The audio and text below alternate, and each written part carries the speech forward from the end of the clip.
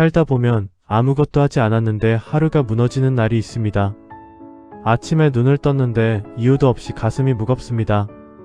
밥을 먹어도 맛이 없고 창밖을 봐도 아무 생각이 나지 않습니다. 그런 날에는 내가 왜 이럴까 싶어서 더 괴롭습니다. 우리는 살면서 많은 것을 잃습니다. 건강을 잃기도 하고 사람을 잃기도 합니다. 오래 다니던 직장을 떠나기도 하고 평생 믿었던 관계가 끊어지기도 합니다. 그리고 어떤 날은 스스로에 대한 믿음마저 흔들립니다. 그런 시간들을 어떻게 부르셨습니까? 어떤 분은 시련이라고 하셨을 것이고 어떤 분은 그냥 나쁜 시간이라고 하셨을 겁니다. 혹은 아무 말도 하지 않고 그냥 버티셨을 수도 있습니다. 오늘 이 자리에서 저는 한 가지를 여쭤보고 싶습니다. 그 힘들었던 시간들이 지금의 당신에게 아무것도 남기지 않았을까요? 19세기 독일의 철학자 쇼펜하우어는 이런 말을 남겼습니다. 불행은 인간에게 삶의 깊이를 가르친다. 처음 이 말을 들으면 차갑게 느껴질 수 있습니다.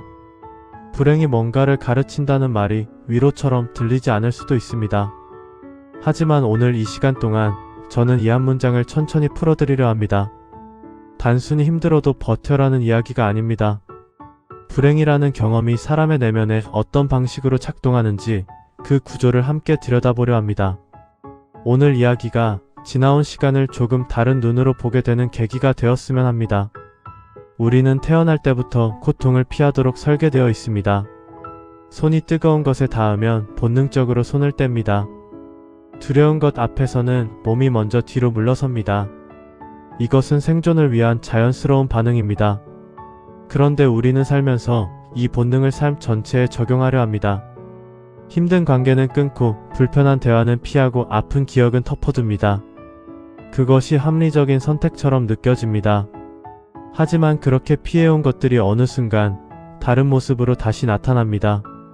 한 남성이 있었습니다. 40대 중반에 사업이 무너졌습니다. 빚을 지고 직원들에게 월급을 못 줬고 가족에게 알리지도 못한 채 혼자 버텼습니다. 그 시간 동안 그는 모든 감정을 눌렀습니다. 지금은 느낄 때가 아니라 해결해야 한다고 스스로를 다독였습니다. 그로부터 20년이 지났습니다. 사업은 어느 정도 회복됐고 아이들도 자랐습니다. 겉으로 보면 안정된 삶이었습니다. 그런데 어느 날 밤 그는 혼자 앉아있다가 갑자기 눈물이 났습니다. 왜 우는지도 몰랐습니다. 이유 없이 오래된 것이 터진 것 같은 느낌이었다고 했습니다.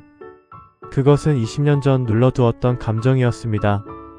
그 시간 동안 사라진 것이 아니라 저 아래에서 기다리고 있었던 겁니다. 피하면 사라지는 것이 아닙니다. 쌓이는 것입니다. 다른 분 이야기를 드리겠습니다. 반의 한 여성은 남편을 먼저 보낸 후 1년 동안 혼자 모든 것을 해결했습니다. 장례 절차, 재산 정리, 아이들에게 연락하는 것까지. 주변에서는 참 강한 분이라고 했습니다. 그 말이 어느 순간부터 부담이 됐습니다. 강해 보여야 한다는 생각에 혼자 우는 날에도 누구에게도 말하지 못했습니다. 그러다 어느 날 오랜 친구를 만났습니다. 친구가 그냥 요즘 어때요? 라고 물었는데 말문이 막혔습니다. 아무 말도 못하다가 결국 울었습니다. 한참을 울고 나서 처음으로 숨이 쉬어진다고 했습니다. 불행을 피하는 것과 불행을 감당하는 것은 다릅니다. 피하면 감각이 다칩니다. 감당하면 감각이 살아납니다. 쇼펜하우어가 말한 삶의 깊이는 바로 이 감각에서 시작됩니다. 아프다는 것을 인식하는 순간 사람은 비로소 자신의 안쪽을 보게 됩니다. 당신은 지금까지 어떤 것을 피해오셨습니까? 그리고 그것은 지금 어디에 있습니까? 고통을 겪고 나면 두 가지 중 하나가 됩니다. 더 단단해지거나 더 조심스러워지거나. 그런데 이 두 가지는 겉으로 보면 비슷해 보입니다. 둘 다 조용해진 사람처럼 보이기 때문입니다. 하지만 안에서는 전혀 다릅니다. 단단해진 사람은 여전히 느끼면서 살아갑니다. 조심스러워진 사람은 느끼지 않으려고 살아갑니다. 한 여성이 있었습니다. 50대 초반에 유방암 진단을 받았습니다. 수술과 항암을 거치는 동안 처음 몇 달은 왜 나에게 이런 일이라는 생각뿐이었습니다. 분하고 억울하고 무서웠습니다. 그런데 어느 순간부터 생각이 바뀌기 시작했습니다. 내가 얼마나 살 수 있는지보다 지금 이날을 어떻게 살 것인지가 더 중요해졌습니다. 식사 한 끼가 소중해졌고 창문으로 들어오는 햇빛이 달라 보였습니다. 평소에는 그냥 지나쳤던 것들이 비로소 눈에 들어왔습니다. 그분은 나중에 이런 말을 하셨습니다. 병이 나를 망가뜨린 것이 아니라 내가 진짜 원하는 것이 무엇인지 가르쳐줬다고. 이것이 쇼펜하우어가 말한 깊이입니다. 고통이 없었다면 느끼지 못했을 것들을 고통을 통해 비로소 느끼게 되는 것. 심리학에서는 이런 현상을 외상 후 성장이라고 부릅니다. 트라우마 이후에 오히려 사람이 성장하는 경험을 말합니다. 상처가 아문 자리에 새살이 돋듯이 심한 충격 이후에 내면이 더 깊어지는 것입니다. 물론 모든 사람이 그렇게 되지는 않습니다.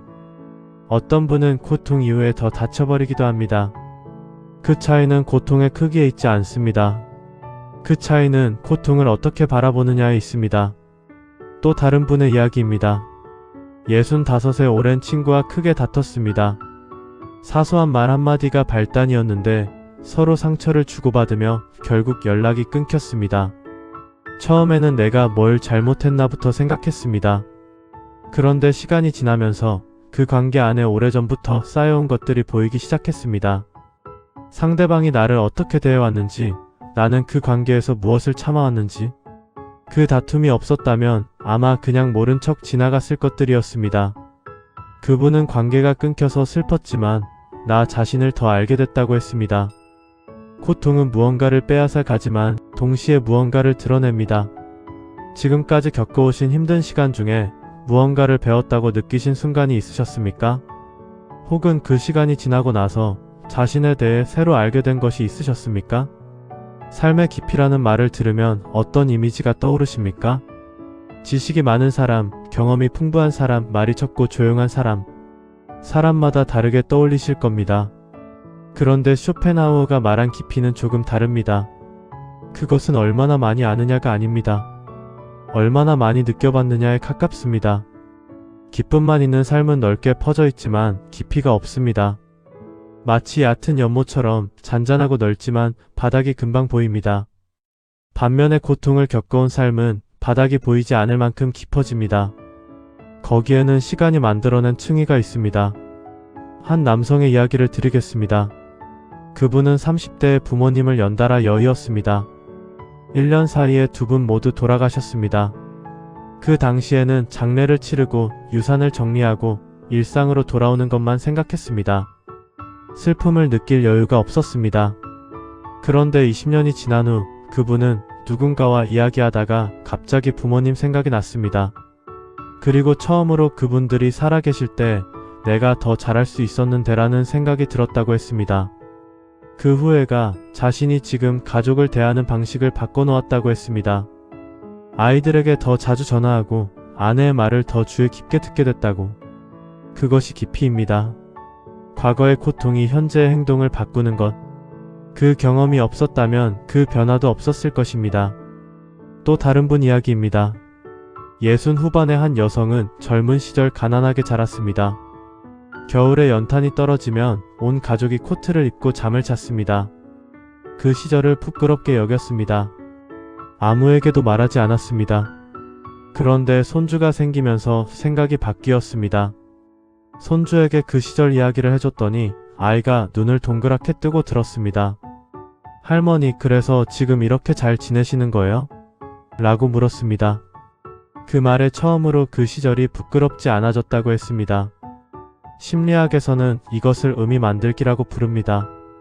인간은 아무 의미도 없어 보이는 경험에도 스스로 의미를 붙이려는 본능이 있습니다. 그 의미 붙이기가 일어나는 순간 고통은 짐이 아니라 이야기가 됩니다. 고통이 이야기가 되는 순간 그것은 더 이상 상처만이 아닙니다. 당신의 지나온 시간 중에 지금은 다르게 보이는 것이 있으십니까? 그때는 그냥 힘들었는데 지금 돌아보면 무언가를 가르쳐준 것 같은 순간이 있으십니까? 불행이 찾아왔을 때 사람은 반드시 어떤 선택을 하게 됩니다. 그 선택이 명확하게 보이지 않을 때도 있습니다. 아무것도 하지 않는 것도 사실은 하나의 선택입니다. 중요한 것은 그 선택 직전에 무슨 일이 일어나느냐입니다. 한 분의 이야기입니다. 50대 후반, 오랫동안 다니던 회사에서 명예퇴직 권고를 받았습니다. 처음에는 받아들이지 않으려 했습니다. 내가 왜, 나는 아직 충분히 할 수 있다는 생각이 가득했습니다. 하지만 현실은 이미 결정된 분위기였습니다. 그분은 일주일을 망설였습니다. 서류에 도장을 찍어야 하는 날 손이 떨렸다고 했습니다. 이걸 찍으면 내가 끝나는 것 같았다고. 그 망설임 속에서 스스로에게 물었습니다. 내가 두려운 것이 무엇인가? 일이 없어지는 것이 두려운 게 아니었습니다. 일이 없어지면 내가 아무것도 아닌 사람이 될 것 같다는 두려움이었습니다. 그걸 인식하는 순간 생각이 바뀌었습니다. 그렇다면 일이 없어도 내가 누군지를 다시 찾으면 된다. 도장을 찍었습니다. 그리고 퇴직 후 1년, 그분은 지역 도서관에서 아이들에게 책을 읽어주는 자원봉사를 시작했습니다. 내가 이걸 좋아했다는 걸 일하는 동안은 몰랐다고 했습니다. 그 선택 직전의 두려움이 사실 그분의 진짜 자신을 가르쳐준 것입니다. 또 다른 사례입니다. 60 초반의 한 여성은 오랫동안 알코올에 의존했습니다. 남편과의 갈등, 아이들과의 거리감, 스스로에 대한 실망. 그것을 잊기 위해 마셨습니다. 하지만 마실수록 다음날 더 비어있는 느낌이었습니다. 어느 날 밤 딸이 찾아왔습니다. 아무 말도 하지 않고 그냥 옆에 앉아 있었습니다. 그 침묵이 오히려 더 아팠다고 했습니다. 그 순간 처음으로 이제 그만해야겠다는 생각이 들었습니다. 선택은 화려한 결심에서 오지 않았습니다. 딸의 침묵 앞에서 그냥 멈추고 싶어진 것입니다. 심리학에서는 이것을 자기 결정 이론과 연결해서 설명하기도 합니다. 인간은 외부의 강요보다 내면에서 우러나온 선택을 할 때 더 오래 지속한다는 것입니다. 그분이 변할 수 있었던 것은 누군가가 강요해서가 아니라 스스로가 원했기 때문입니다. 불행은 사람을 밀어붙이지 않습니다. 그 안에서 스스로 선택하게 만듭니다. 당신은 가장 힘들었던 순간 어떤 선택을 하셨습니까? 그 선택이 지금의 당신을 어떻게 만들었다고 생각하십니까? 지금까지 불행이 어떻게 사람의 내면을 변화시키는지 이야기해드렸습니다. 이제 마지막으로 그렇게 깊어진 사람은 어떤 모습으로 살아가는지를 말씀드리고 싶습니다. 깊어진 사람은 특별한 사람이 아닙니다. 그들이 다른 점은 딱 하나입니다. 쉽게 흔들리지 않는다는 것입니다. 그것은 감정이 없어서가 아닙니다. 감정이 오더라도 그것에 완전히 휩쓸리지 않는 것입니다. 파도가 치더라도 배 자체는 가라앉지 않는 것처럼. 한 분 이야기입니다.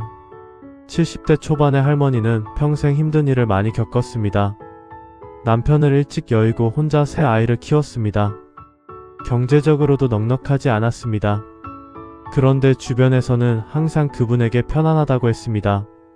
그분에게 물었더니 이렇게 말했습니다.